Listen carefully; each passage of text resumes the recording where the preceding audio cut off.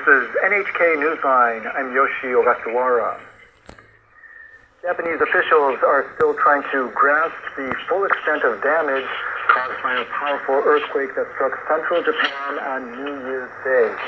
More than 80 people have now been confirmed dead in the hardest hit prefecture of Ishikawa. At least 179 people are unaccounted for.